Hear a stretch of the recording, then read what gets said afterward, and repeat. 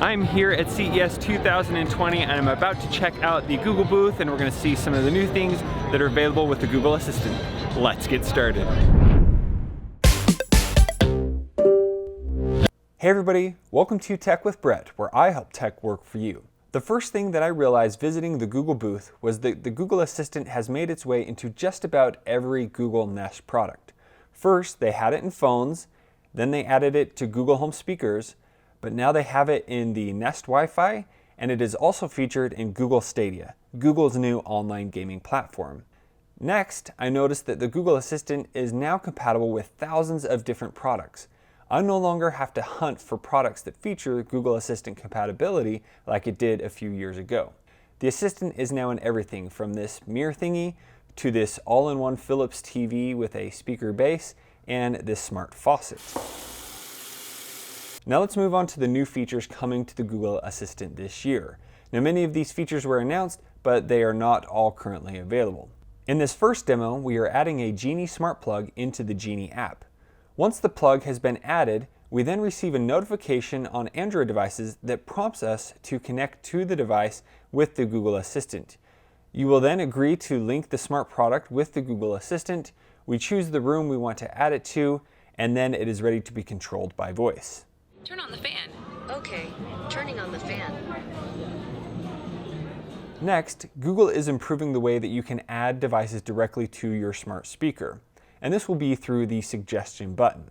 For this, you will need to have a compatible device. This type of device will use Bluetooth and doesn't require a hub. Then we will plug in the device and turn it on, and then open the Google Home application. At the top of the screen, you will see the devices that can connect with the Assistant. You just need to tap on the light you want to link to the Google Assistant. It will then link together, and then you will pick a room to add it to, give it a name, and then it is ready to be controlled with the Google Assistant. This is great because it's all done without another hub or even signing into other smart home credentials like I've shown you many times before. The next feature that was announced didn't have a demo, but it's something that I've been waiting for a very long time.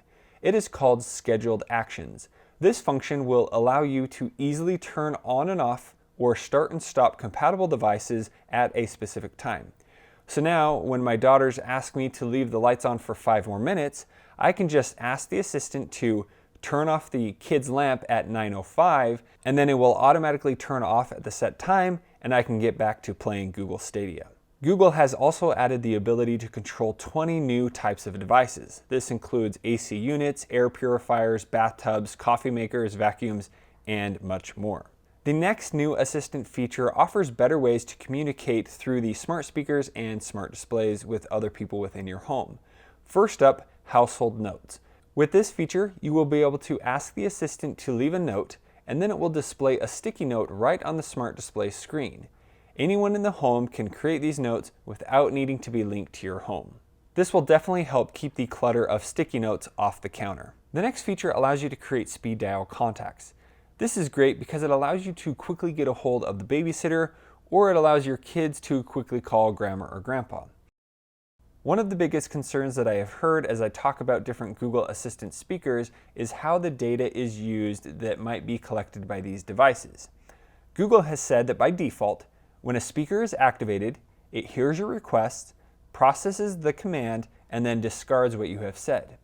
Now, if you have turned on history, it will then store each command under your activity page in your Google account.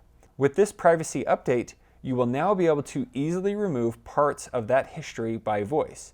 To remove the last command, just ask the Assistant, "That wasn't for you," or "Delete everything that I said this week." Those are really quick ways to instantly remove what you have said. As a podcast and audiobook fan, I'm very excited about this next feature called Read It. This uses the Google Assistant advanced speech technology to read web pages and articles to you in a much more natural sounding way. This makes it much easier to listen to the auto-generated voice for an extended period of time. Once available, you will be able to just open up an article in Chrome or the Google application on your phone and say, "Read it," or "Read this page." It will then begin to read what's on your screen and automatically scroll down the page. Next up, let's head into the TV room. In here, Google is adding some features to TVs that have far-field microphones and use Android TV software. When the TV is on, you get answers directly from the TV and receive a visual response. When the TV is off, you still can interact directly with the Google Assistant through the TV, just like a smart speaker. Now when we activate Google Assistant, the TV stays off, but I can still use the microphones as well as the speakers on the TV. Google is partnering with Hisense, TCL, and Samsung for this type of interaction. Now that we have seen how the Assistant will work within the home, let's head out and see what's new with Google Assistant in the car. First, let's head into the BMW X5. Here on the display, we have the Android Auto interface. Previously, with Android Auto, you would need to plug your phone directly into the console for it to be able to communicate together. Coming first to the X5 is the ability to have this connection between your phone and Android Auto happen wirelessly without the need to plug in each time you enter your vehicle. Once our phone is connected, we then have access to all of the Android Auto features on screen that you would normally see. With this, we can then use voice commands to interact with Google Assistant, or we can also quickly tap on the screen to interact with the device. Lastly, let's head into the Volvo XC40. This is Volvo's first electric car, and it has built-in Android and Google Assistant.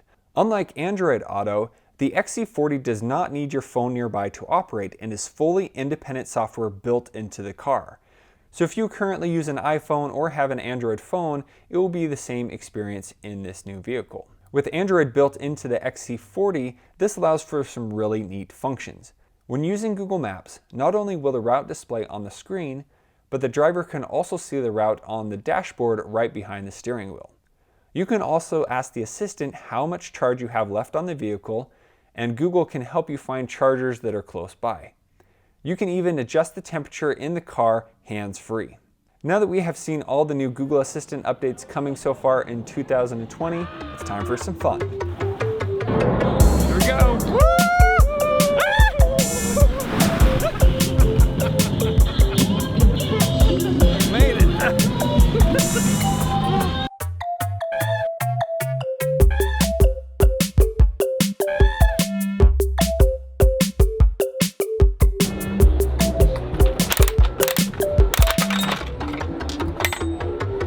Got it.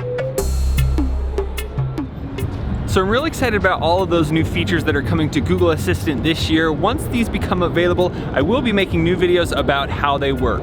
So if you want to see other videos I've made all about the Google Assistant, you can check out the playlist over here on the side. Thanks so much for watching. See you on the next one. Oh, I got one.